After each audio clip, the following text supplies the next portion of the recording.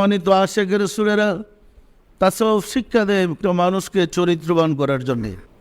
প্রকৃত অর্থে প্রত্যেক মানুষের ভিতরে আল্লাহ আছে, আছে না নেই? আমাদের ভিতরে আল্লাহ আছে, আছে না নেই? যদি সত্যি আমার ভিতরে আল্লাহ থাকে তা আমার সমস্ত বিপদ আপদে আল্লাহ আমাকে সাহায্য করবে, করবে না করবে না? যদি না থাকে সাহায্য করবে কোথা থেকে? আসলে মুসলমানদের ভিতরে এখন আর আল্লাহ নাই।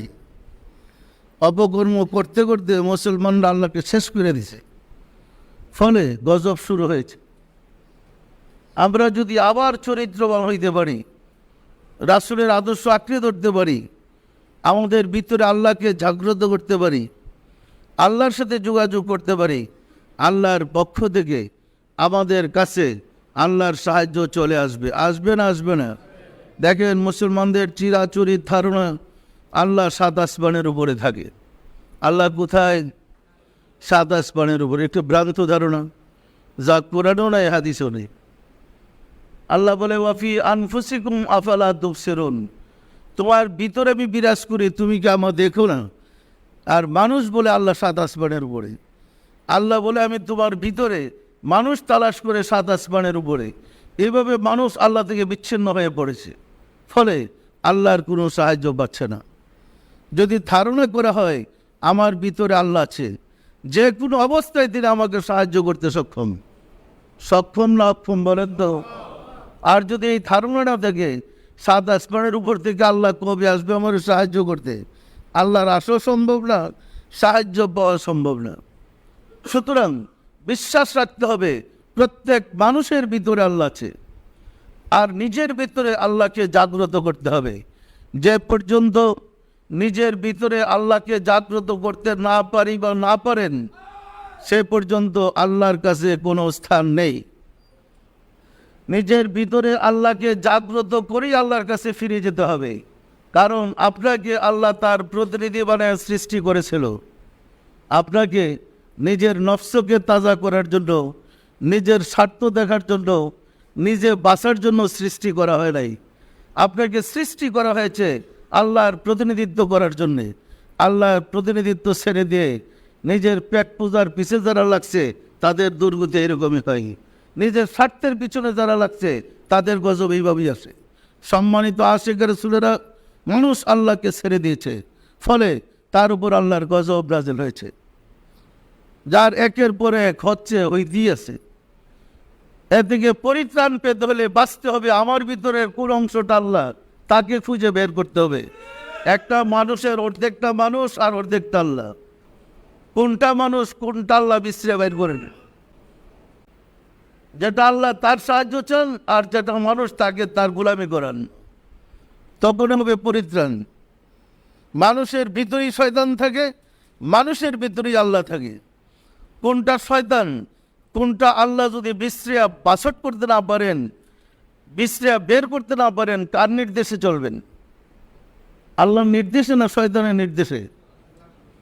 আপনার বিরুদ্ধে শয়তান আছে, আপনার ভিতরেই আল্লাহ আছে।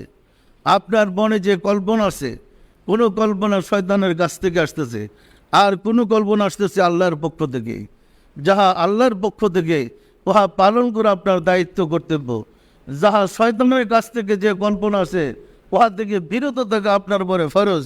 বিরত না থাকলে নিজেই ধ্বংস হয়ে যাবেন। মুসলিম জাতি নির্ণয় করতে না পারার কারণে বিভ্রান্তিতে পড়ে গিয়েছে। সম্মানিত আশিকের রাসূলেরা, এই কারণে আমাদের প্রয়োজন হয়েছে তাসাউফ চর্চা, তাসাউফের সাধনা। তাসাউফ চর্চা ও সাধনের মাধ্যমেই যাচাই বাছাই করা যায়, উপলব্ধি করা যায় আমার কোন অংশ আল্লাহ আর কোন অংশ শয়তান। আমি কার পরামর্শে চলবো আর কার পরামর্শ থেকে বেঁচে থাকবো। যদি আমরা নির্ণয় করতে না পারি, পরিত্রাণ আমাদের কীভাবে হবে? সম্মানিত আশিকের রাসূলেরা, আল্লাহর প্রতিনিধি হয়ে যদি বেহেশতে যাইবার জন্য আমরা প্রার্থনা করি, এটা একটা হাস্যকর ব্যাপার। যে মানুষ ছিল আল্লাহর প্রতিনিধি, সে কি বেহেশতে যাবে? কেন? বেহেশতে কি? বেহেশতে তো ফেরেশতারা থাকবে। বেহেশতে কে থাকে? বেহেশতে কে থাকে? তো এই ফেরেশতা তো আদমকে সেজদাই করছে। গোলামের সাথে আবার মনিবে থাকতে চায় নাকি?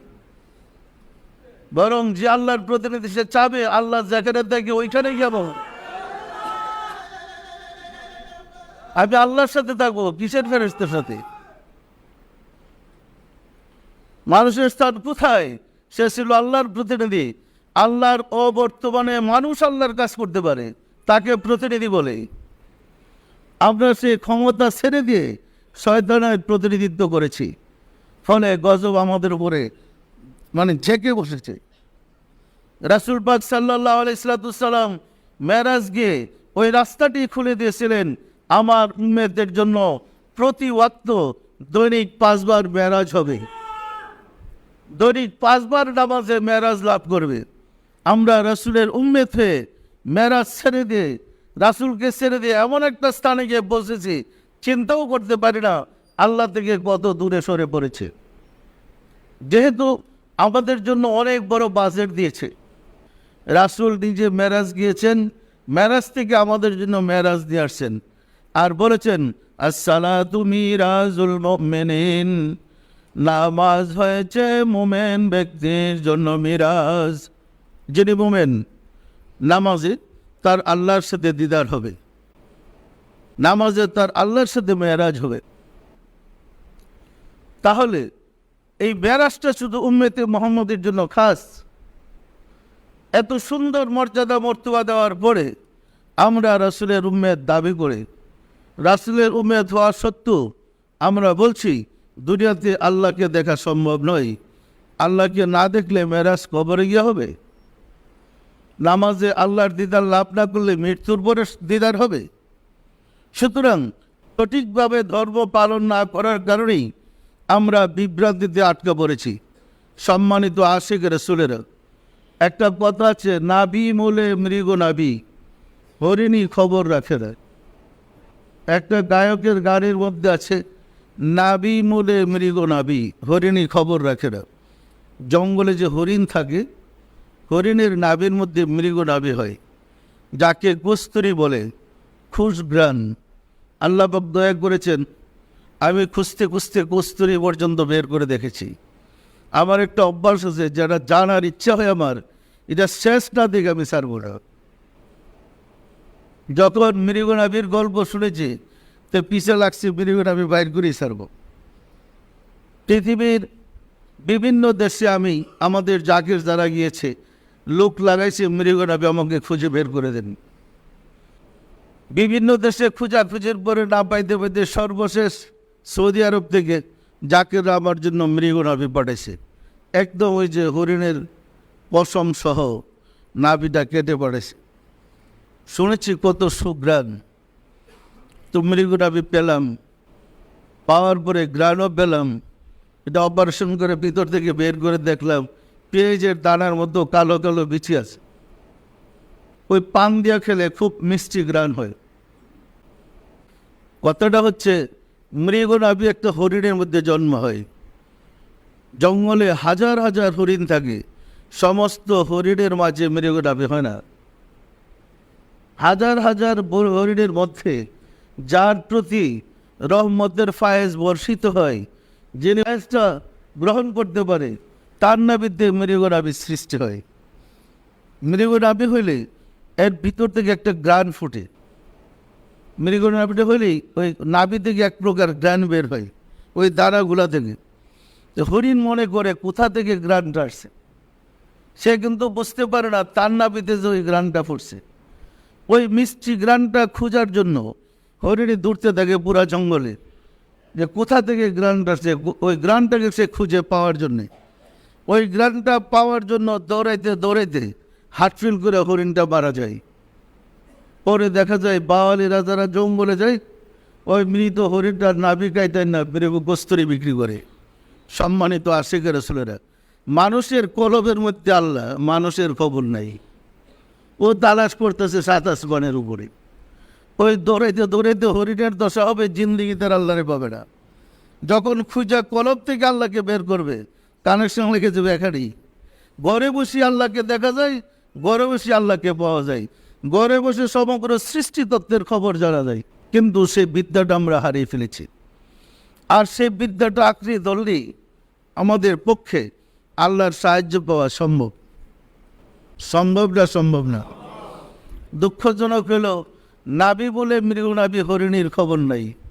আমাদের মাঝেই কিন্তু আল্লাহ, আমরা খবর রাখি না। আমাদের মাঝে আল্লাহ আছে নাই? আল্লাহ কি আছে? তো আমরা আল্লাহকে খুঁজে বের করলেই পারি।